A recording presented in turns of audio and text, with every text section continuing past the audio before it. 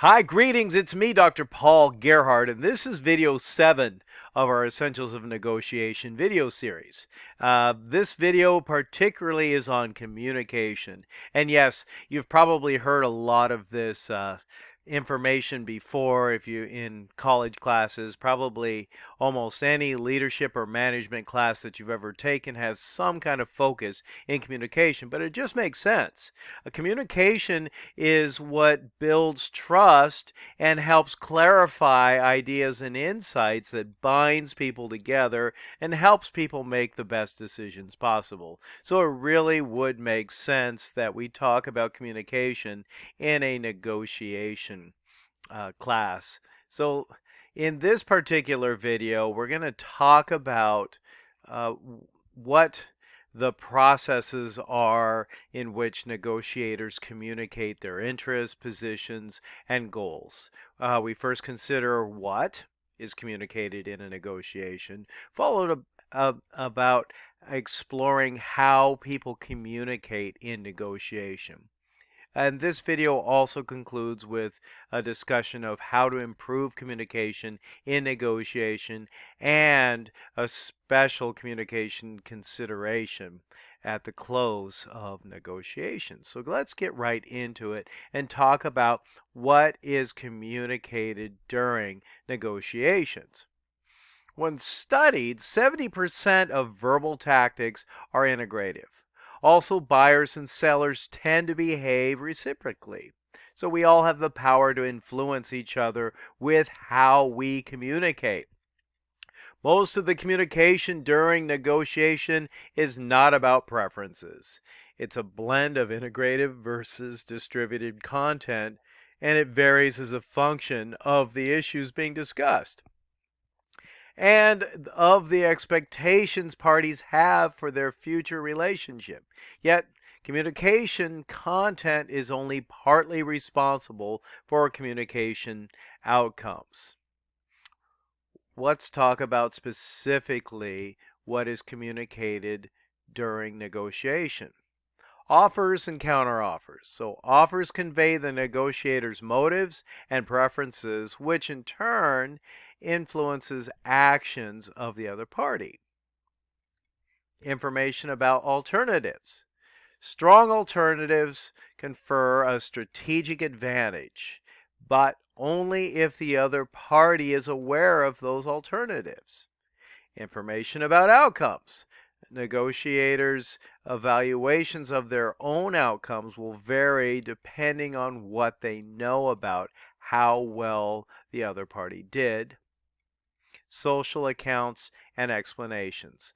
Negative effects of relatively poor outcomes can be alleviated when the other party offers social accounts. And finally, communication about the process. While conflict intensifies, risking progress, conversation about process may interrupt a conflict spiral and restore constructive tone or approach. So let's talk about offers, counteroffers, and motives. Preferences are communicated during a negotiation and can have an influence on the actions of the other party and on outcomes. Communication may also convey emotions experienced in relation to the exchange of positions and offers. A communication framework is based on the assumptions that communication of offers is dynamic, the offer process is interactive, and various internal and external factors drive the interaction and motivate to a bargainer to change their offers. The offer counter offer process is dynamic, interactive, and subject to situational and environmental constraints. The process constantly revises the perimeters of the negotiation. Eventually, narrowing the bargaining range and guiding discussion toward a settlement. Information about alternatives. So we talked about BATNA in previous videos, and the existence of a BATNA changes several things in a negotiation. Negotiators with an attractive BATNA set higher reservation prices, When the other party has attractive BATNAs, negotiators set lower reservation points for themselves. When both parties are aware of one another's attractive BATNA, that negotiator receives a more positive outcome. Negotiators with attractive BATNAs should tell the other party if they expect to receive its full benefits, but style and tone matter. Politely or subtly, make the other party aware of your good BATNA, which can provide leverage without alienating the other party. Waving a is the other's face may be construed as aggressive or threatening. Let's talk about information and outcomes. One study found that winners and losers evaluate their own outcomes equally when unaware how well the other party did. But if they find out the other did better or was pleased with their outcome, then negotiators felt less positive about their outcome. Another study suggests that even when negotiators learn the other party did poorly, they are less satisfied with the outcome than when they have no comparison information. Be cautious about sharing your outcome or even your positive reaction to an outcome, especially if you will negotiate with that party again in the future. Let's talk about social accounts now. Communication during negotiation consists of social accounts, which are explanations made to the other party, especially when negotiators need to justify bad news. Three types of explanations are important. Explanations of mitigating circumstances where negotiators suggest they had no choice in taking the positions they did. Explanations of exonerating circumstances explain positions from a broad perspective, while current positions appear negative. It derives from positive motives. And then reframing explanations where outcomes can be explained by changing the context. Negotiators who use multiple explanations are more likely to have better outcomes. The negative effects of poor outcomes can be alleviated by communicating explanations for them. Now let's talk about the communication process. Some communication is about the process itself. Some takes the form of small talk, but some communication about process really is critical, as when conflict intensifies and hostilities progress. One strategy is calling attention to the contentious actions and labeling them as counterproductive. More generally, negotiators should resist reciprocating contentious communication. Sometimes a break in the substantive conversation and attention to the process is precisely what's needed. What is communication in negotiation? Great question. Are negotiators consistent or adaptive? Negotiators are more likely to be consistent in their strategy than to vary their approach. They react to smaller proportions of cues as negotiations proceed. Does it matter what is said early in the negotiation? Evidence suggests that joint gains are influenced by what happens early on. Is more information always better? Negotiators who know the complete preferences of both parties may have difficulty determining fair outcomes. The influence of the exchange of accurate information does not automatically lead to better understanding of the other party's preferences or to get better negotiation outcomes. How people communicate in negotiation. It may seem obvious that how negotiators communicate is as important as what they have to say. Here we address three aspects related to how of communication. Characteristics of language that communicators use, the use of nonverbal communication in negotiation, and finally, the selection of a communication channel for sending and receiving communication messages. Characteristics of language. Language operates on two levels, the logical and the pragmatic. We respond to the substance of threats and unspoken message. The use of polarized language, the conveyance of verbal immediacy, the degree of language intensity, the degree of lexical diversity, the extent of high power language style. Threats more credible and compelling when using negative polarized high immediacy, high intensity, high lexical diversity, and high power of language. It's not just what is threatened, but how the threat is conveyed. Communication depends on the speaker's ability to encode thoughts and the listener's ability to understand and decode the intended messages. The negotiator's choice of words may signal a position and also shape and predict the resulting conversation.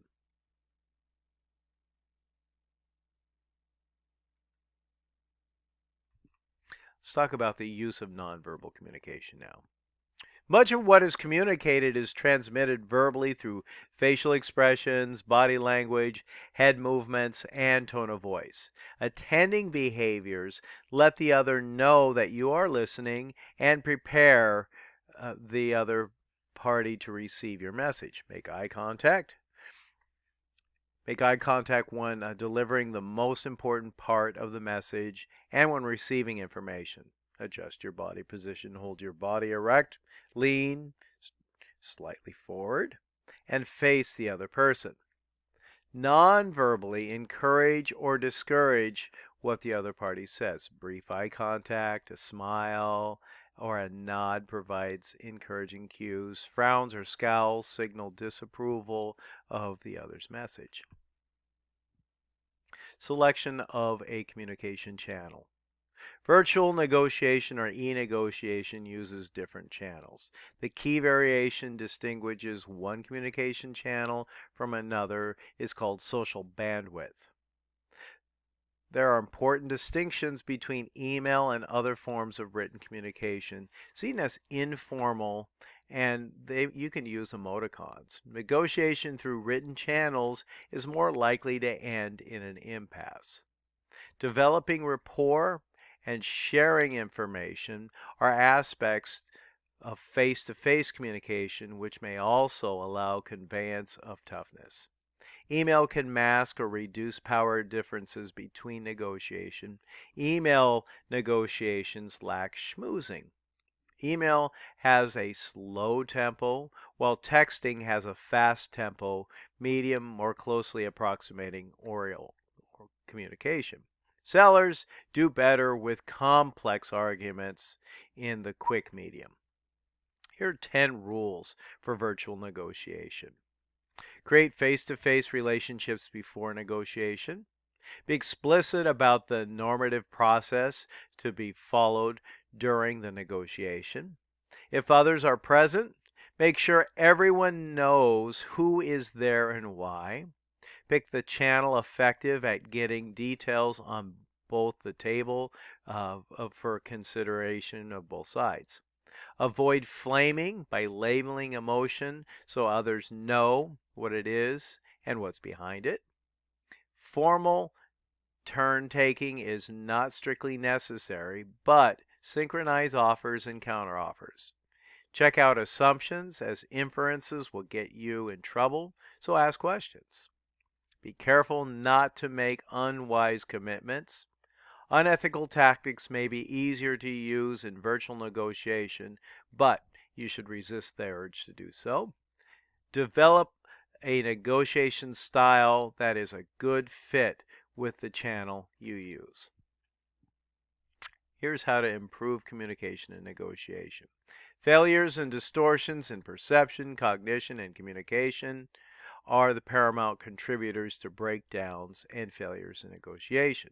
Just as we evaluate the quality of a deal, we can evaluate the quality of communication, its efficiency, and effectiveness that occurs. Three main techniques are available for improving communication and negotiation: the use of questions, listening, and then role reversal. Let's talk about the use of questions. Asking questions enables negotiators to secure information about the other party's position, supporting arguments and needs. Manageable questions use attention. They prepare the other person's thinking for further questions. They get information and generate thoughts. Unmanageable questions cause difficulty. They give information and bring discussions to a false conclusion. They are more likely to elicit defensiveness and anger from the other party. Negotiators can also use questions to manage difficult or stalled negotiations. So let's talk about those situations. Here's some questions in negotiations. Some questions that are manageable are open-ended, open questions, leading questions, planned questions, window questions, direct questions, engaging questions. Now, the unmanageable questions to be aware of are closeout questions, loaded questions, heated questions, impulse questions, trick questions, and reflective quick questions. So let me give you some possible questions that you could use. So when things get tough, sometimes you hear a take it or a leave it ultimatum. One question that you could ask are you feeling pressure to bring the negotiation to a close?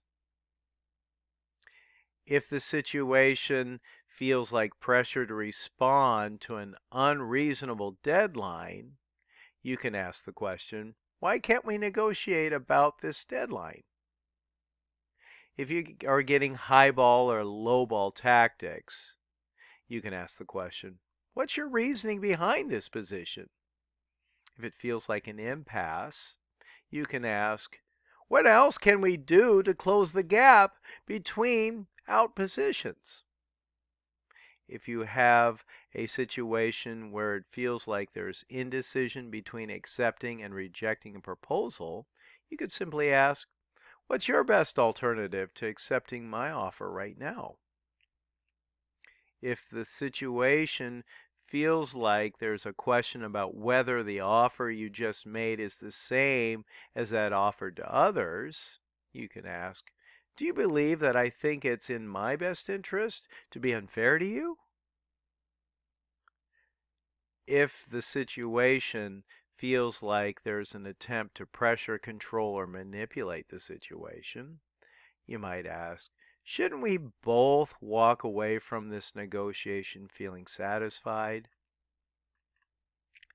So, you've probably heard me say before, listening is the most amazing tool that a person can have. And there really are three major forms of listening. There's passive listening, which involves receiving the message while providing no feedback about the accuracy.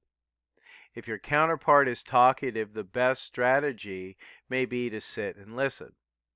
Acknowledgement is slightly more active than passive listening.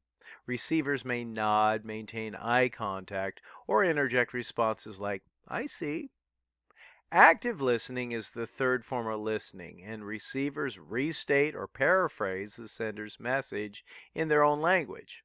Active listening is a skill that encourages others to speak more fully about their feelings, priority, frames of reference, and, by extension, the positions they are taking.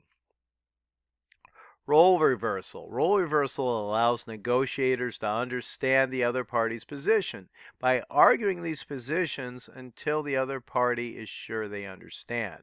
The impact of role reversal techniques point to two implications. First, the party using role reversal may understand the other party's position, which can lead to convergence between positions. Second, the technique may end up sharpening perceptions of differences if the positions are fundamentally incompatible. Role reversal can be most useful during the preparation stage of negotiation or during a team caucus when things are not going well. Finally, special communication considerations at the close of negotiations. Avoid these fatal mistakes. First, know when to shut up. Refrain from making dumb remarks. Don't respond to the other party's dumb remarks. Watch out for nitpicking and second guessing. Put agreement in written form. Achieving closure involves decisions on framing, gathering intelligence, coming to conclusions, and learning from feedback. Feedback is largely a communication issue. Track your expectations and incorporate feedback into similar future decisions. Decision traps resulting from perceptual and cognitive biases may occur at the end of negotiations. That, in a nutshell, is my 21-minute video on effective communications in negotiations. I hope that you have taken something away of value to this, and more than anything else, I hope that you have a great day because you get to choose how you feel about it. I'm Dr. Paul Gerhardt.